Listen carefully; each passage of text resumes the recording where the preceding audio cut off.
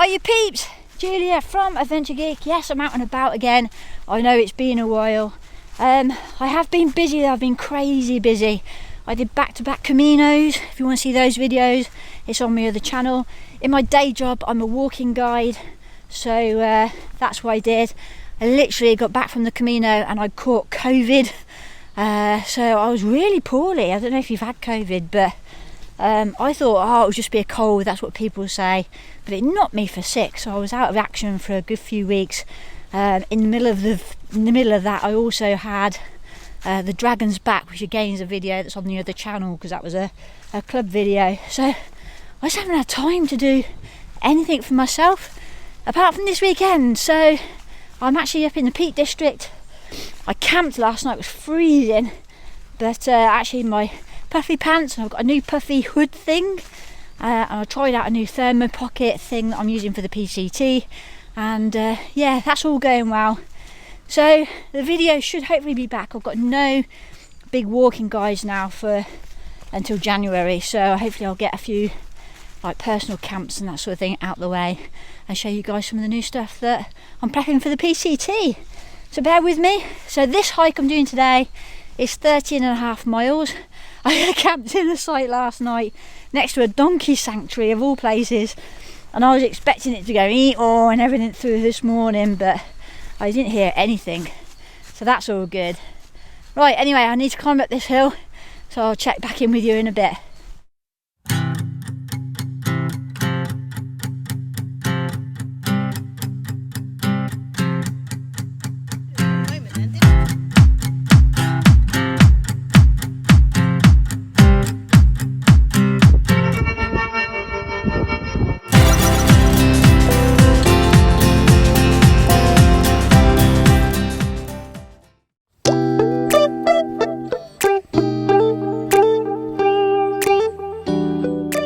Druid Inn.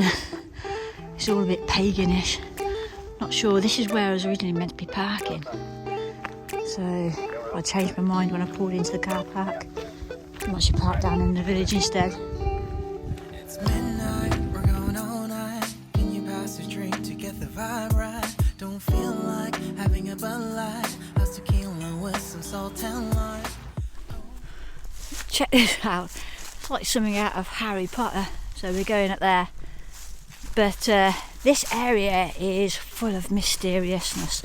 So we're heading up to a place called the 9 Ladies Circle, and apparently there were 9 ladies, and back in the day, I don't know what year it is, I'll find it out and I'll put it on the screen, they decided that they were going to dance on the Sunday, and apparently it was against the rules, or forbidden to dance on a Sunday. And what happened is when they actually did dance, they turned into stone. So there's all sorts of old forts and things like that on this route, so it's going to be quite an interesting one. We'll see how we get on, but yeah, it's good. I'm leading this one in January or February, I think it is, so I thought good opportunity to have some me time, come out here and scope it at the same time. So yeah, a bit muddy underfoot. Actually, it's not too bad. Right, let's crack on. I love this idea. So it says camping and fires are not allowed on Stanton Moor for good reason, and they actually give an example.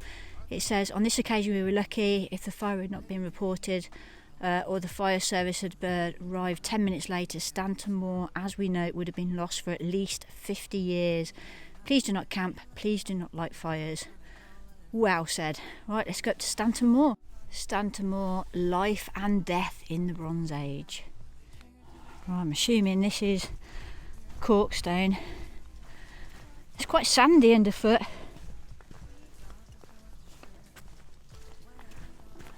I'll see if we can find these metal rings. Okay.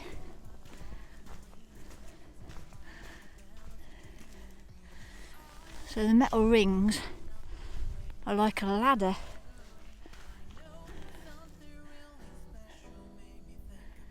I reckon that's so people can climb up to the top. That's weird. Very strange. Look at this place though. Ooh. I don't think I'd like to wild camp here, it's a bit spooky. Has a feeling about it. Ooh.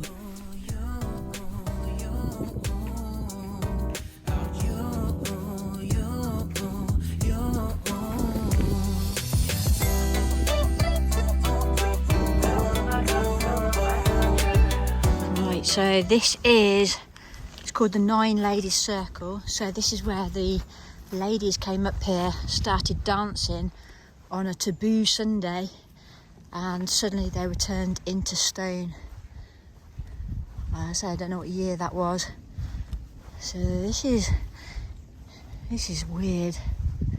Again, I wouldn't want to come camping up here at night. Yeah, Nine Ladies Circle. So there's another stone up here called the King's Stone. Let's see if I can go and find that. Alright, so according to my map, this is the King's Stone. I was expecting it to be a lot bigger than that. And there's the Nine Ladies down there. Okay. Okay, so we've got a little bit of history here. So it says Nine Ladies. So legend has it that the nine ladies were turned into stone for dancing on the Sabbath, and that the King's Stone was the fiddler. In fact, the stones are part of an embanked stone circle with at least 10 stones built around 4,000 years ago, at a time when many stone circles were being built in Britain and Europe. Actually says down here, the King's Stone, this is a small isolated outlier 40 metres away from the stone circle. Its precise purpose is unknown, but that's what they reckon it's meant to be. He was the fiddler, so he was the person that was playing the fiddle so the ladies could dance.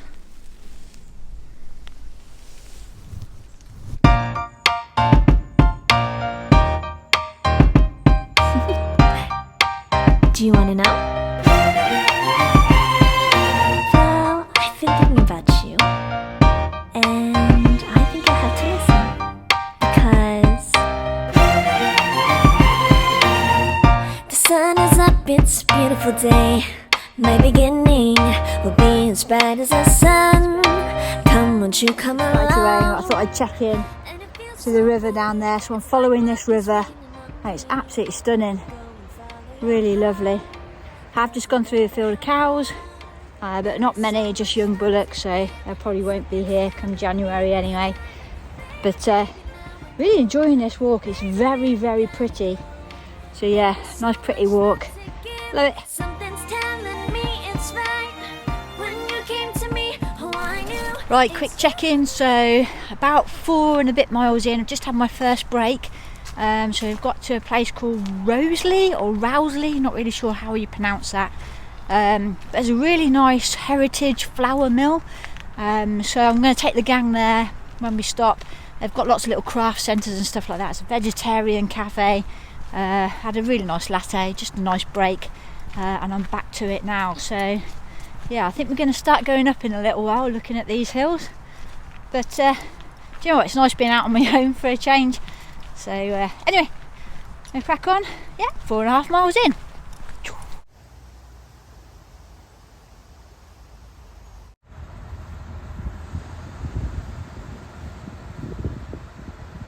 Wow, this is super impressive. So this tree is over 2,000 years old. It's being protected, obviously. How amazing is that? And they've got these different things, so Malta, Dunkirk, River Plate, the Battle of Britain, various different other ones as well.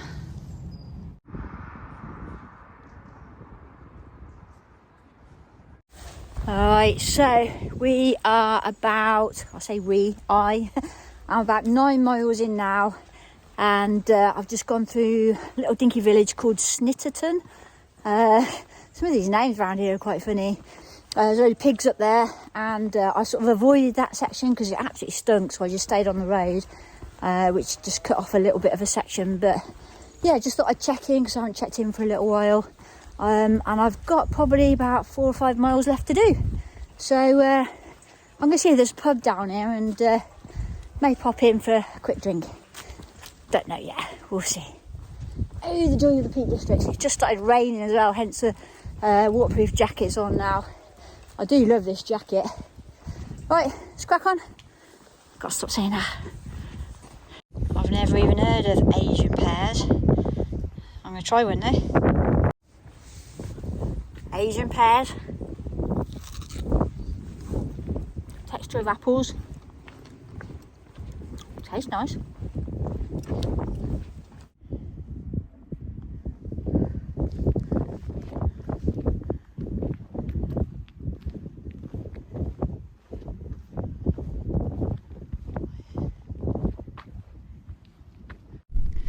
So it must be some sort of hobbit house or something. Obviously that's the entrance just there, and then it goes up. I wonder what it's like inside, but I mean, staying there must be wonderful. Look at these views, absolutely amazing.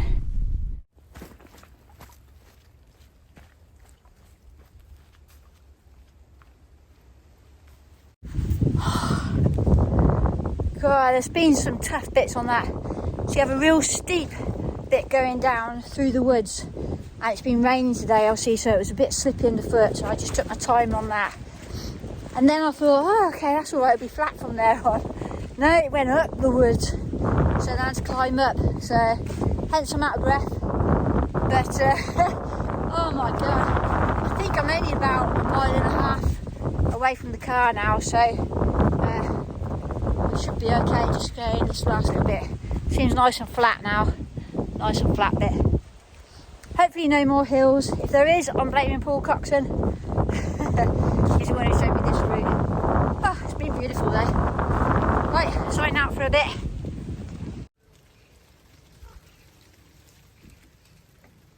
Right, I'm back at Birchover, which is where Dave the van is parked. So I'm gonna have a look around, see if I can find a pub in this little village. I've just seen 2 guys, and they're actually camping up tonight at the Nine Ladies. So I am tempted to pack up my tent and go up there, but I already paid for the campsite, so I'm half and half, not really sure yet. So, and it was a bit spooky, and I don't know those 2 lads, so perhaps I shouldn't. But it is an adventure, so perhaps I should. Oh no, wait and find out.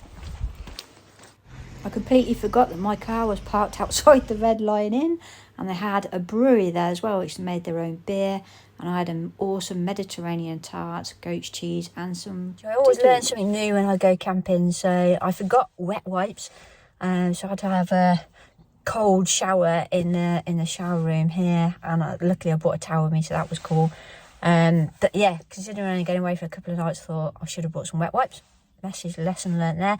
Also, condensation was really bad in my tent this morning when I woke up, and that's because it was cold, so I didn't put the vents up, and I really do need to put the vents up. I wouldn't have been cold because I got my down hood, I got me puffy pants, I got me booties, I got a little dinky hot water bottle, I even got heat pads, so I was toasty warm, and I really should have opened those vents. So lesson for the future, Julia. Right, I'm heading off today. Last night was a bit of a nightmare because there was a couple of tents just up from me, and they decided to set fireworks off. So insert a little clippage here from inside my tent. Right outside my tent.